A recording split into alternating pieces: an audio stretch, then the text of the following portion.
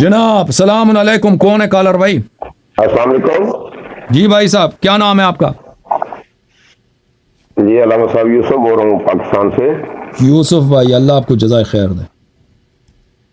جی پہلے بھی میری ایک دو دفعہ بات ہوئی ہے آپ سے. اچھا علامہ صاحب ایک دو سوال ہے، اگر آپ اجازت دیں تو میں آپ سے کروں. جی سر.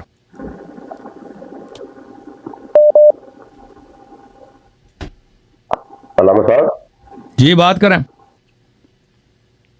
جی علامہ صاحب آپ نے ابھی ایک کالر نے سوال کیا تھا ڈھول کے بارے میں. ہوں تو جی ہم تو ڈرتے رہے ادھر پاکستان میں کہ ڈھول جائز نہیں ہے، زنا کو حرام سمجھتے ہیں. زنا کی تعریف ذرا فرمائیے گا. کیا چیز؟ جناح؟ جناح کیا ہوتا ہے؟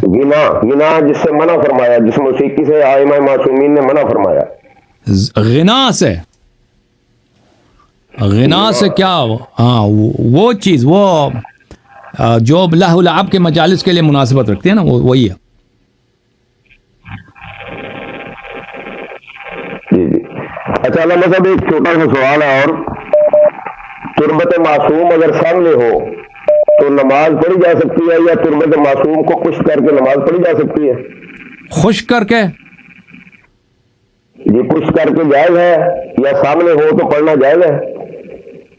تربت یعنی خاک کی شفا سامنے ہوگی تو ہوتا ہے بھائی، وہ نماز اس سے کوئی منع نہیں ہے. سامنے ہوگی تو اس پہ سجدہ کریں گے نا. زری کی بات کر رہا ہوں. ہاں زری، ہاں زری کے آگے بھی آپ نماز کر سکتے ہیں. جی ہاں، زری سے آگے نہیں بڑھ سکتے نا. اگر آپ کے اور قبلہ کے درمیان زری ہے تو اس سے منع نہیں ہے. جی ہاں زری سے آگے نہیں بڑھ سکتے.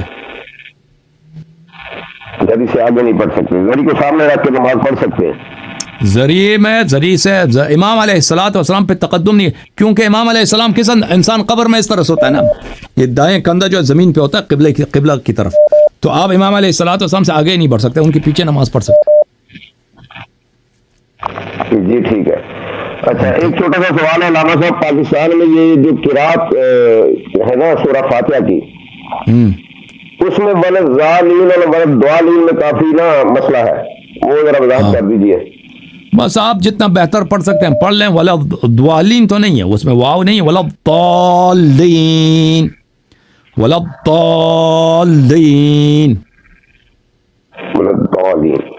ولضالین. ذات بھی مشدد ہے، لام بھی مشدد، لین نہیں آیا. ضالین، لین، اس میں لام کو تشدید کے ساتھ. اوکے ہاں تشدید، ولضالین، ہاں تشدید کے ساتھ. اوکے تھینک یو بھائی.